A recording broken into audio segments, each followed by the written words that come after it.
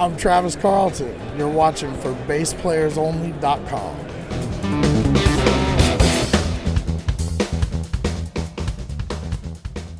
Hi everyone, John Liedman here. You're watching for BassPlayersOnly.com. Coming to you today from the 2016 Winter NAMM Show, Anaheim, California. Our special guest today, Travis Carlton. How you doing, Travis? Good, John. How you doing? Good. I forgot your arm was back there. Squeezing in. We get personal at now. You've got such an interesting background, and if folks don't know it by now, Travis has a very famous father whose last name is also Carlton. His father is Larry Carlton, but Travis is very much his own man. He's a great bass player. But I gotta ask you about those early days, those early years, your musical upbringing. I guess by the time you were born, most of the heavy session part of your dad's career had pretty much passed, and he moved on to some other projects and solo projects and things like that. But I'm still very curious and interested in learning about your musical upbringing, those early days. What do you remember about first being exposed to music? Well, definitely, music was always around. My father being a guitar player, and my mother was actually a music teacher. So it was on both sides, just kind of always around. And my dad had a studio in our basement growing up. That's where he recorded all his records. So I definitely have. You grew up in Nashville, right? Well, yeah, this was actually in L.A. though. But I did. Well, when you said basement, they have basements in L.A.? Yeah, they do in the Hollywood Hills. Did not know that. Yeah, totally. So, but I did move to Nashville just a little bit later in life.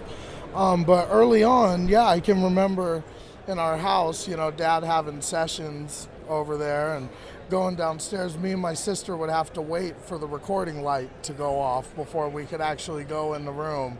So both of us have many memories of hanging in the stairs of the basement waiting for the red light to go off. I bet you have one or two memories of going down without waiting for the red light and messing up a session.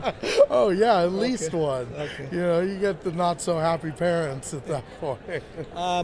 When he was doing these sessions, who were some of the were there any notable heavyweight session players that came to the house? Definitely. My godfather, Abraham Laboriel, another great bass player, one of my heroes. Jeff Picaro was always around. Terry Trotter, Greg Matheson. Wow. And to me, these were just Dad's friends. You have to get older to learn the history. And I guess Jeff Picaro is kind of a big deal. I guess Abe Laboriel does all right too. Well, what attracted you to the bass? Well, I started on guitar, as I feel like so many of us did. And I loved playing guitar, but somewhere around high school, I switched to bass. And I'd always had one and could play it and mess around, but when I got with my first kind of rock group, I definitely just felt like it was my thing. I felt more creative than I ever had on guitar.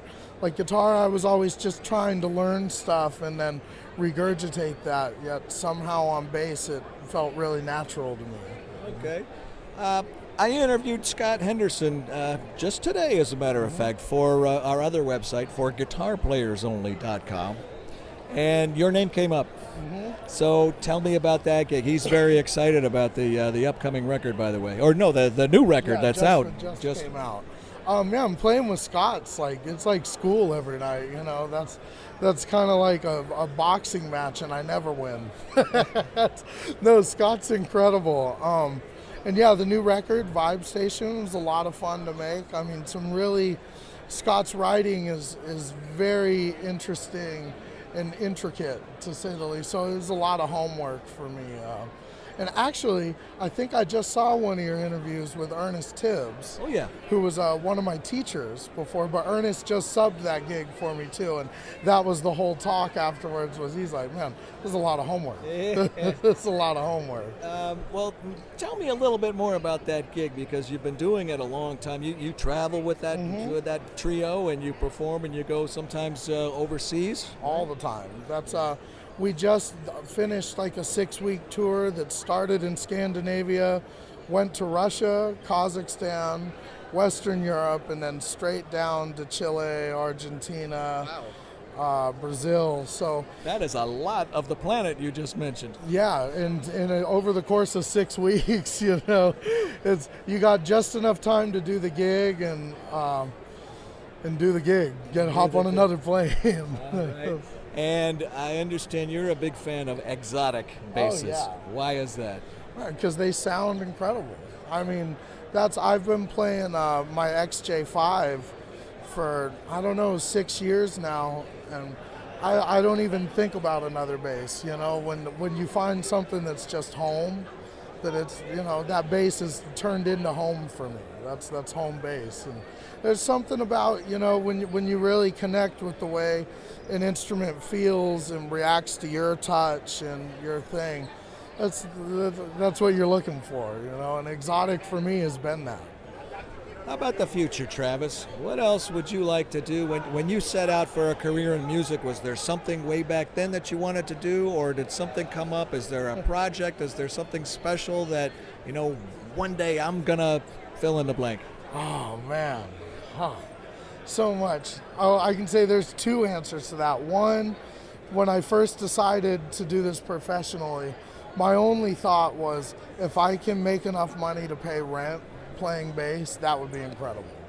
And I think that for anybody that wants to be a musician, you're probably not going to be rich doing this. So that's kind of the right approach. But from here on out, man, I just hope to keep playing and getting better. And I've been working a lot. I have a studio in the Valley, kind of producing some different artists. A lot of not in the basement though. There's no basement. No basement. It's like the converted garage.